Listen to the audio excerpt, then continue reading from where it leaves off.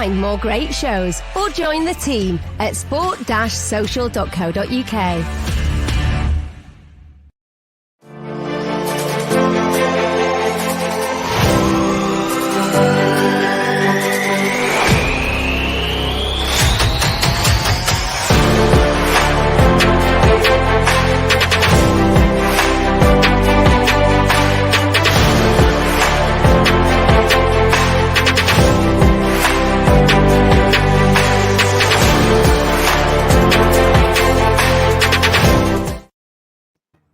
Hello, welcome back to the Football Masterclass. I'm Haider Rubbani. As always, I am your host. Today, I'm joined by my good friend, Kaus Pandey. You guys all know him. He's been on many times. He is my go-to man when we come to doing player analysis shows. We're doing another player analysis show today. Kaus, welcome back. How are you doing? It's been a bit of a while, hasn't it now?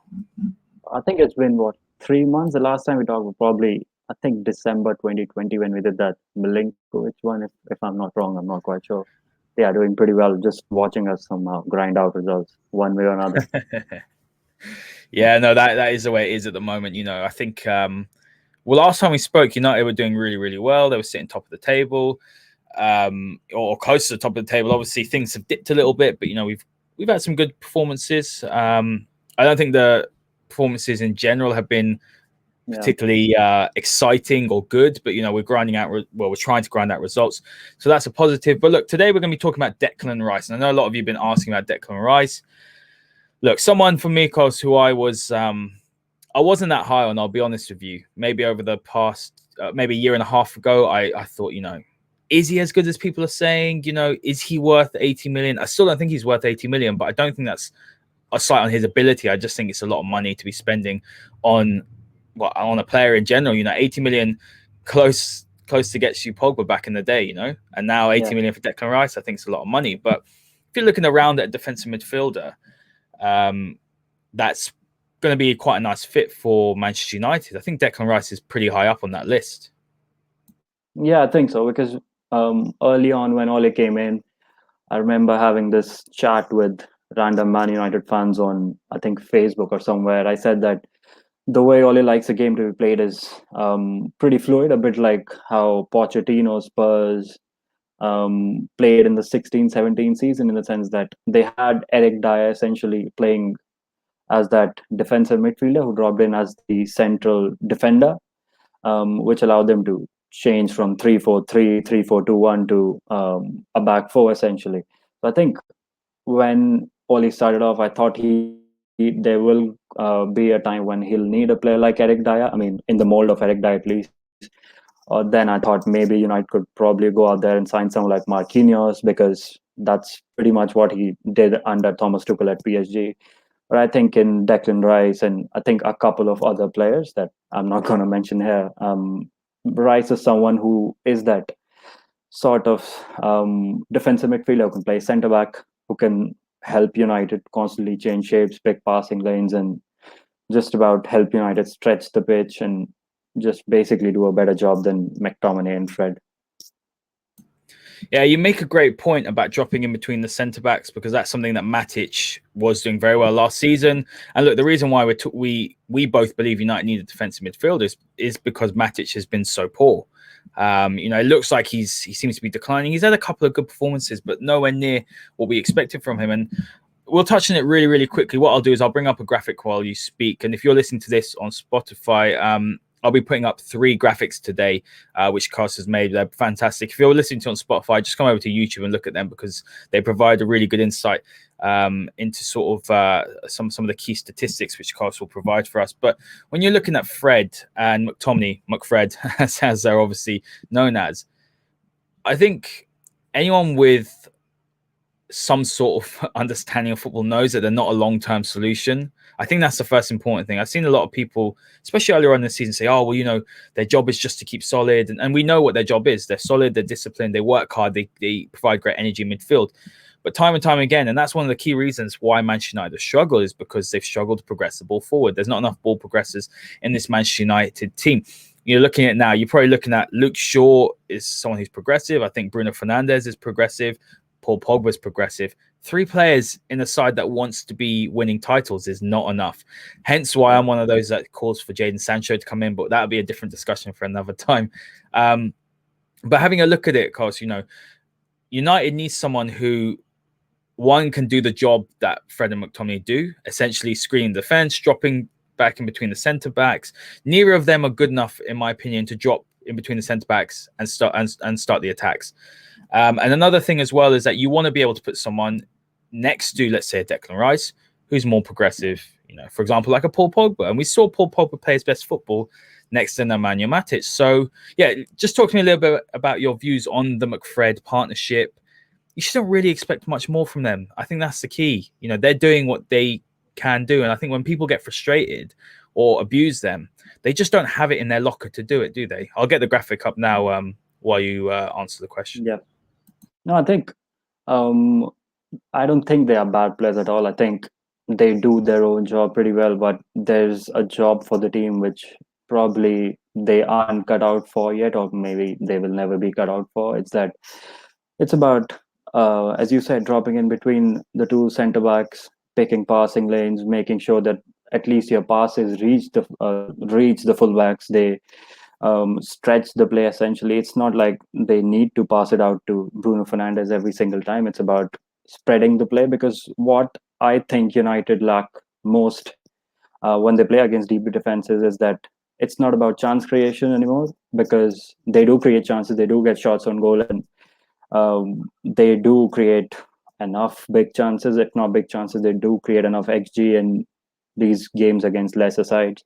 But the issue is the construction from deeper midfield is pretty haphazard, or it's always about Harry Maguire rather than the midfielders. Because what proper defensive midfielders, or let's say what someone like Nemanja Matic or even Thiago does, is they are very quick to pick out these passing lanes which lead their team to pick up width on the pitch.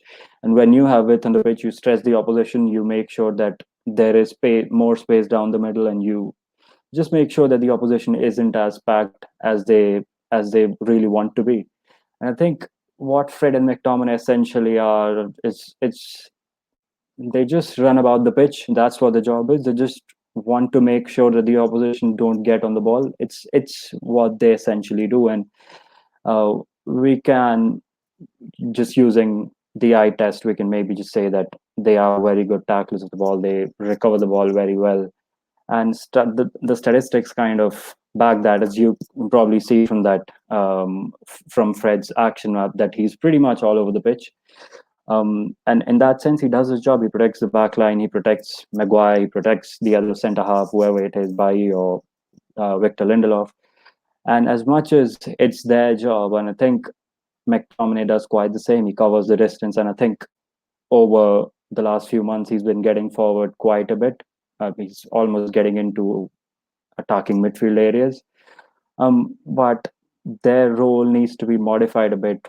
Like they need to stay just beside the centre back instead of us watching Harry Maguire just carry the ball forward into midfield every single time. We need to have one of those two maybe sit deeper, play the ball wide, try to progress the ball in one way or another, instead of just trying to recover the ball every single time. That's what they do. And to be fair to them, they do that job pretty well. A lot of times Fred is more of that high risk tackler in essence, because I checked out his tackle percentage.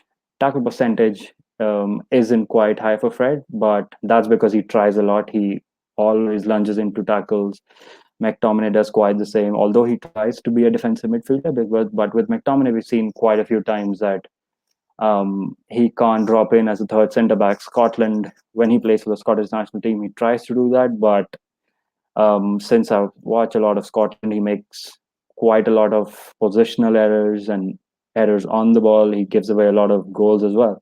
So I think he's now 24 or something. So I think United need a tempo dictator in there who can pass the ball, because I remember there was this screen grab from, I think City were playing Aston Villa in that the game that they won with that Tyron Mings controversy, the offside one. there was this screen grab that was going viral that City were essentially playing with a front five, with just two centre backs, Diaz and John Stones, and I think 2 or 3 midfielders in the middle. In the middle, and people said that why can't United do this? And the reason why United can't do this is because they don't have passes in midfield who can pick out those wide passing lanes. They just can't do that, and it's unrealistic to expect that from him. So to what City do that while picking up that shape is they stretch the pitch. It's not about just committing numbers forward. It's just about stretching the pitch as much as they can. And I think Rice is someone who will develop into that sort of player, even if I think he's not quite there yet. And I think a lot of it is down to the fact that he plays for West Ham, a team that doesn't exactly have too many touches of the ball. But I think, yeah, as I said, United need more than just tackling and winning the ball back. It's also about playing the right passes. Yeah, that's a fantastic insight, very detailed, and obviously we looked at the graphics and you explained them brilliantly. You know, and it's exactly what you see with your eye test, isn't it, Kaus? When you're looking at them, you looked at the graphics, you see McTominay and Fred play short passes well, you know, but they play them in the areas where you would need them. You want someone to break the lines, essentially. You know, I think what Fred and McTominay will do, and I don't like it when people bash them both. Look, I don't think Fred is good enough to start in the title winning side. And I have similar reservations about McTominay, but that doesn't mean that they don't have a place in the squad. That's the important thing. What we've seen, and you make a great point about McTominay, you know, struggling to drop in between the centre backs and making positional errors.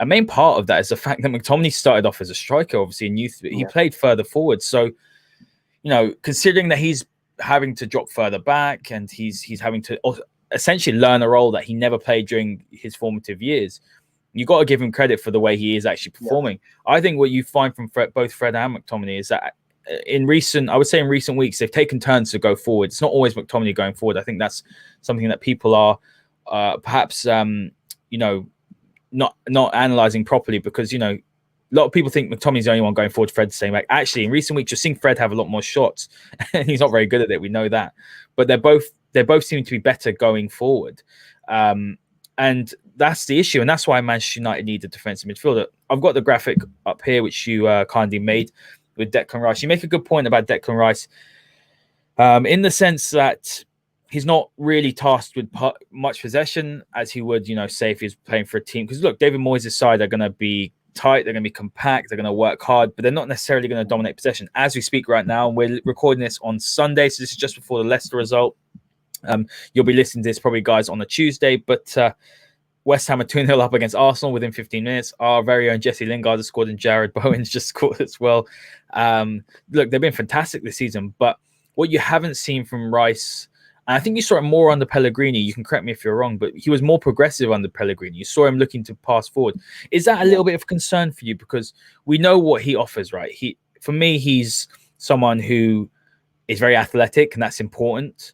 He's someone that you know, can cover the ground. He's got an engine. I know these are all very British football terms, but it's important in the Premier League, and it's important because if you're wanting to play him with, say, a Pogba or someone of that sort of player, you need someone who's going to be able to cover not just his own areas, but also when Pogba goes forward, his areas. He's someone who his positioning, I think he's very good. That's one of the biggest things for me.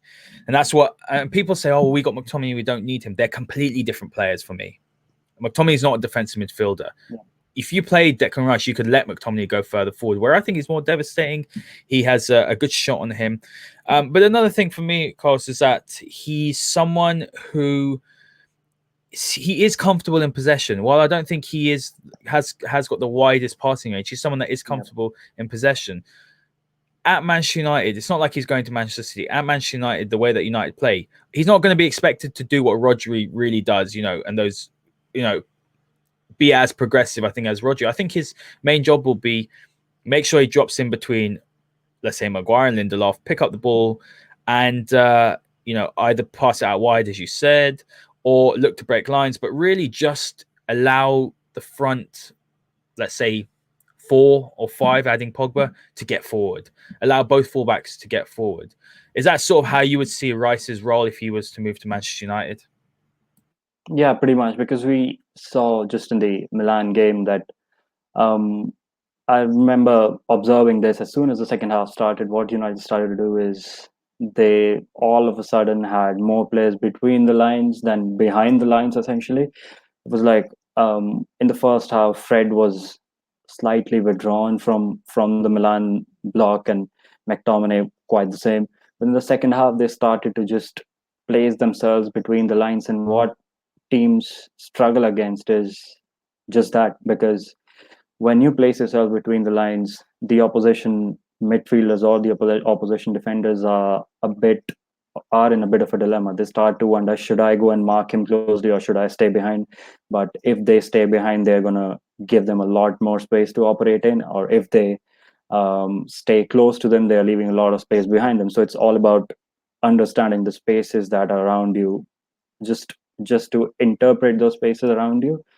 And I think as soon as Pogba came on, there was just about little to no burden on Fred to pick those passes.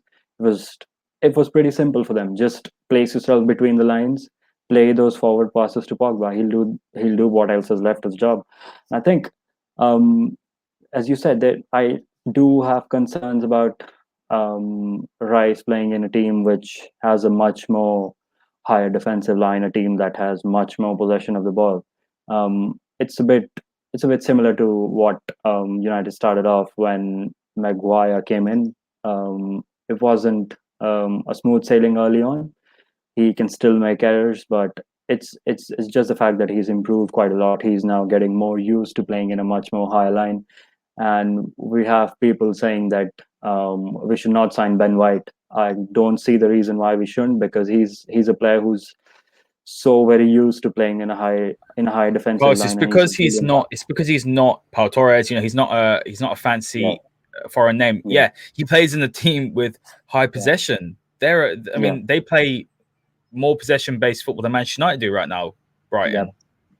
And I think what United should look at is essentially players who know how to operate in not just in a possession based system, players who know how to play in a higher defensive line, and Rice may not know that yet. So I think that's one concern of mine, that if you're spending 80 million on a player such as Declan Rice, who's still pretty young, but when you're spending 80 million on him, you need someone who's already ready made. And I think in that sense, there's more value in the market than spending 80 million on him and expecting him to just change his ways and start his time at Man United. He should just have the idea of how to play in a high defensive line from the get-go. So I think if United are spending 80 million on him, it will be a bit tricky in the sense that he's going to take a while to play in that sort of a system. But yeah, he's still what, 22, 23 or whatever. He's going to learn. He's going to improve quite a lot. He's already an England international. Where of course he plays in a higher defensive line, where I still don't think he's been great for England. But yeah, he's only going to improve with time. And if United by chance do end up signing him, he's going to get a lot of slack early on, which is possible for just about every player at this club, the sort of fans we got. But yeah, it's like just he's going to learn a lot at this club, and because he's going to change his ways a lot. As with any player that comes in, I mean, look, I just Yeah. saw a few comments about Jesse Lingard. We should keep him. There's a big mental test that you have at Manchester United. It's not just about how talented you are. We've seen many, many talented players come to this club and struggle just because the mentality and the whole pressure at Manchester United is on another level to most clubs in the world. You're probably only going to get that level of scrutiny at the Reals, the Barças. I wouldn't even say Bayern Munich, because you see what happens at Real Madrid. You see Eden Hazard; he's really struggling. So it's an important thing to point out, like you have. But I mean, looking at Declan Rice right now, what I do want to talk about is the importance of a defensive midfield signing. We've spoken about Declan Rice. Obviously, we know that he's got a good engine, he's got good positioning, he is a good passer. He's obviously not Carrick-esque, and that's what a lot of people do think we need. And I do agree with that, because I think that United needs someone that can control the tempo of the game. But if you keep someone like Paul Pogba, I think you'll do okay. In that regard. You're not going to be able to, do Man City, but who can right now? They're just on a completely different level. But when you're looking at the importance of defensive midfielder, because it doesn't seem like United are really targeting one. I know that Rice seems to be the one that Ole Gunnar Solskjaer likes, with Chelsea seemingly out the picture. And this has been backed up by reliable sources, that one of the reasons, and it was on The Athletic, that Frank Lampard did also get sacked, is he was so adamant on signing Declan Rice, and the club didn't want him. We all know that Declan Rice is a Chelsea lad. We all know that he's best friends with Mason Mount. He wants to go back to Chelsea, but I don't see a way back for him, Kaus. Even now, you're looking at Chelsea's midfield. I mean, Kante seems to have hit some form. Some of his old form. You're looking at Kovacic. Jorginho is fantastic. Me and you both are Serie A. We knew what Jorginho was about. The problem is Premier League fans can't appreciate a player like that. That's your character player, by the way, there. If you guys want the character player, Jorginho was a player that I wanted United to sign. But look, they're playing essentially with 2 6s, aren't they, under Tuchel? And they're doing that very, very effectively. But when you look at Manchester United, a lot of talk about the centre-backs, but they will improve, won't they, with someone like Rice in front of them? And let's talk about that a little bit. So you mentioned earlier on that Harry Maguire, one of the big positives, I think, for Manchester United, I'm not a big Maguire fan, but it has been how good Maguire has been at getting forward and progressing, up that sort of left in between sort of where Luke Shaw is, that space, and and sort of where you'd expect Paul Pogba to be. He's a step forward. The West Brom game is actually the one which stands out the most, where he was United's best attacking threat. So that's what Maguire's doing very, very well. And then again, Victor Lindelof, there's a reason why he starts United's big games. He's a player that is great at stepping past the centre forward, stepping into space in midfield and starting attacks. He's a really talented footballer. He just has major deficiencies under the high ball and under aerial threats. What is someone like Rice going to do for these two players? Because at the moment, they seem to be the ones that get a lot of abuse, probably a little bit unfair. They're probably, as a partnership, not good enough to win a title, in my opinion. But could someone like Rice come in and actually elevate these two to the other level? Yeah, certainly, I think so. Because we saw in that West Brom game, because as you said, that really stands out when it comes to what Maguire really does on the ball.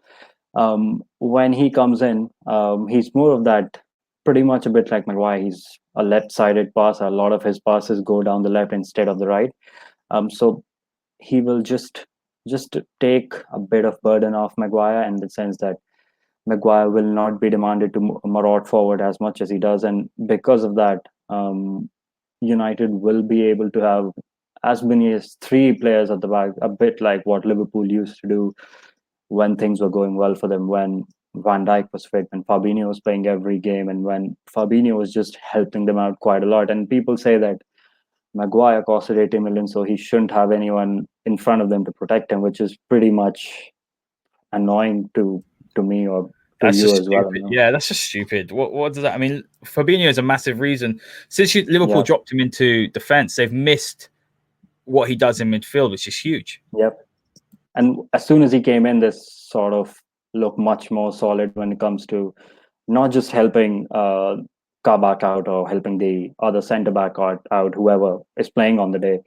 It's also about how they play the ball quickly and disallow the opposition from settling into their own low block, because that's what defensive midfielders do. They just retain their position and they just play that quick pass into midfield, which is something McTominay, Fred don't do.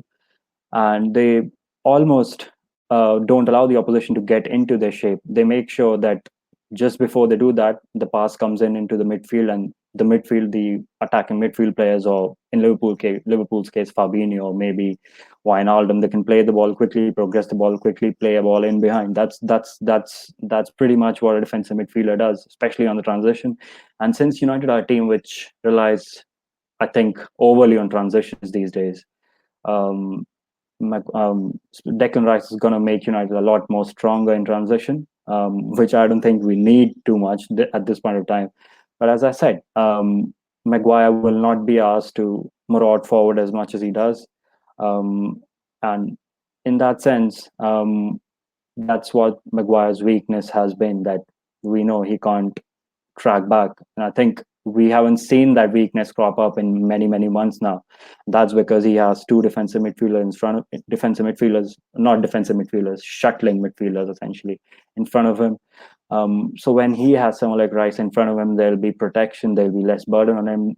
He'll be pretty much playing to his strengths when everything is happening in front of him instead of happening behind him. And even if things are happening behind him, he'll pretty much have Rice as the extra man to cover up for him, just like Fabinho does for Van Dijk.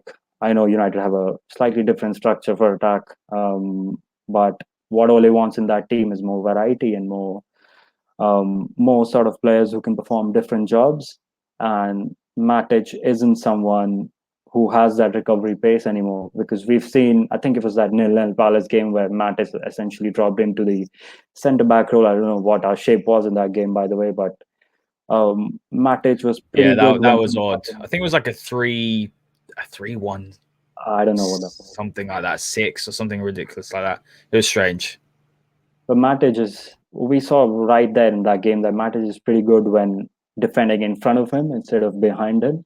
But Rice is pretty good at defending behind him as well, which Lindelof, I don't think he's great at that. Maguire has never been great at that either. He's pretty much statistically this season, Maguire's been world class in whatever he does, going by purely stats and not the eye test. And the metric that I use to for those action maps, going by those, Maguire has pretty much been the best centre back in Europe by those. They even wrote an article about it.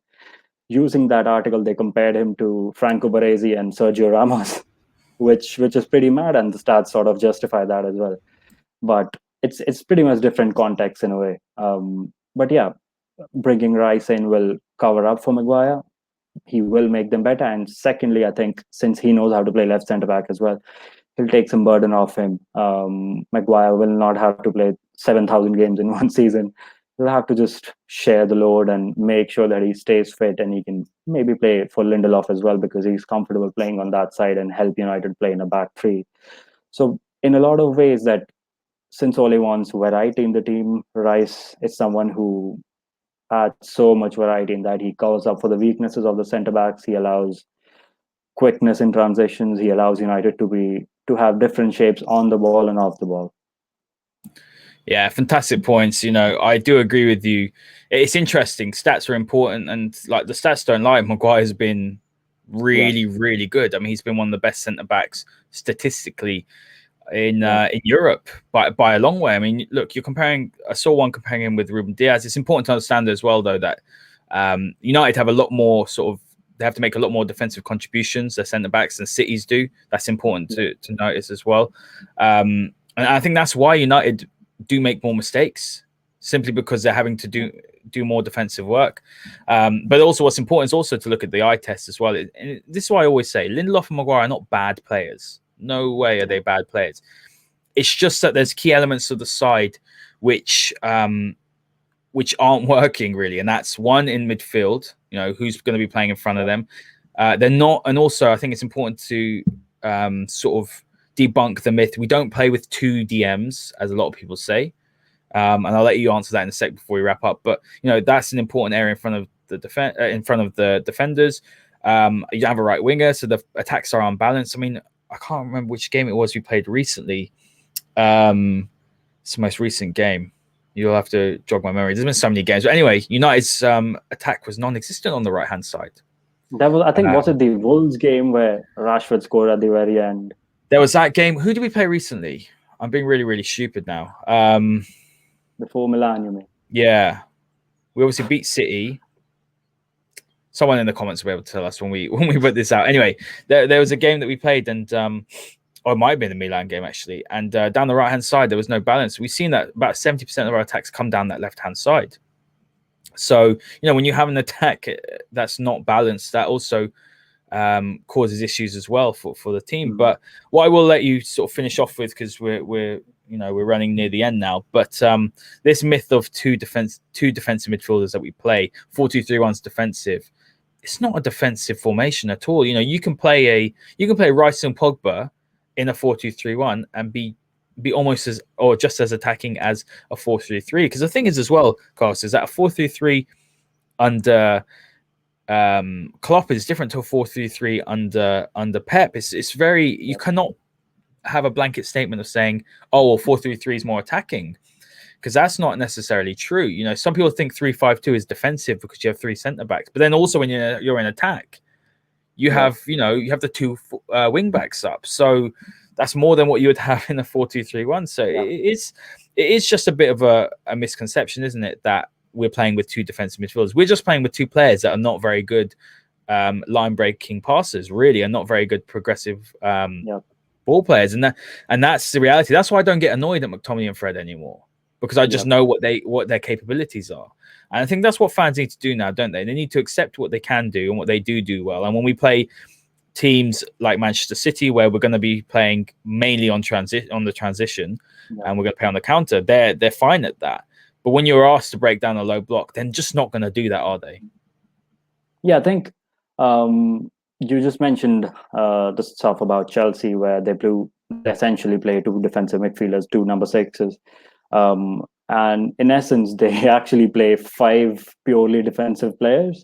But the difference between both the teams is that their two number sixes have high IQs, they have high footballing IQs. But in a wrestling comparison, if you want to compare United and Chelsea, the United so-called number sixes, who aren't essentially number sixes, are like the Hardy Boys, who are brash, who are just ruthless. They just go on about tackling people off, just beating people off the ball, while the Chelsea number sixes are essentially Kurt Angle and Chris Benoit, because they are technically very good. They are very intelligent. They just know how to play football, and they can tackle, they can pass, they know how to interpret spaces. Because for Thomas Tuchel, the most important thing is that the midfielders and the forwards as well, who constantly drop between the lines, is that they know how to read the spaces, how to interpret the spaces. They just have this, as I said, they have the IQ of how to make sure that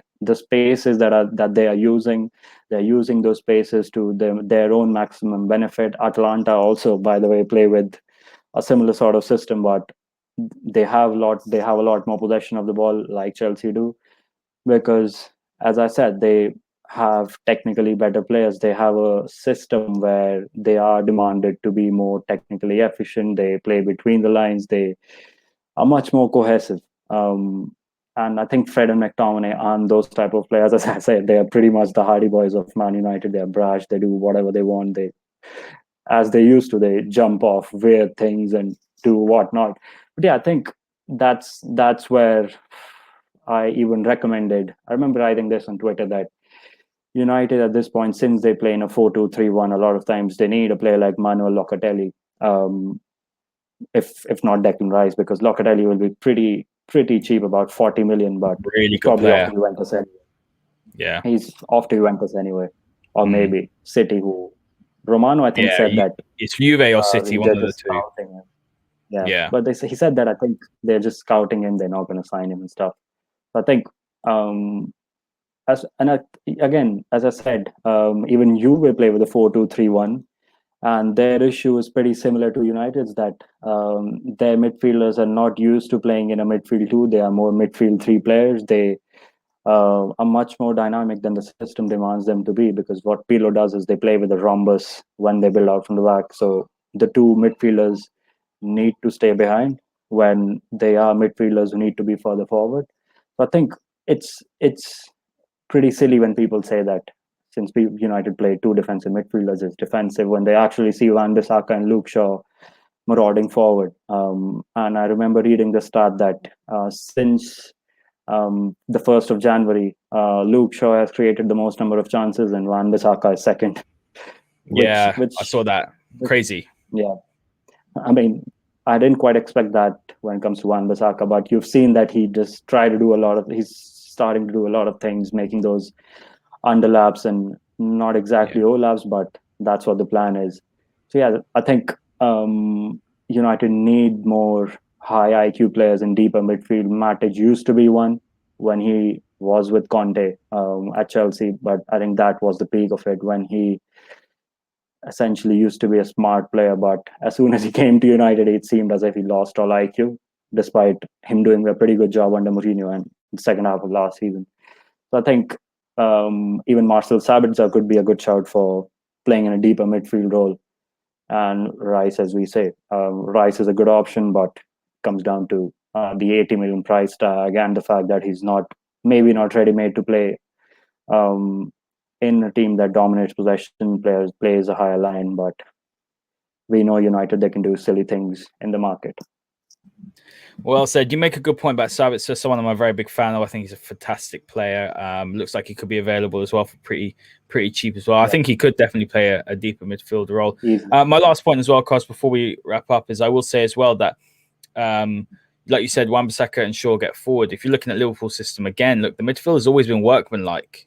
You know, you look at Wijnaldum, you look at Henderson and Fabinho. That's not a creative midfield, but what's helped them and what benefits them is the fact that, you know, they work hard and they get the ball wide, or they get the ball forward, and it's the fullbacks. The fullbacks are the key to the attack, and it's the key to attack as well is that Firmino drops deep. You know, they're almost like a false nine, and then you have Mane and Salah making those out to in runs. So look, your midfield doesn't have to be going forward, you know, one after another, like a 4-4-2. You know, one goes forward, one goes back. It doesn't have to be like that.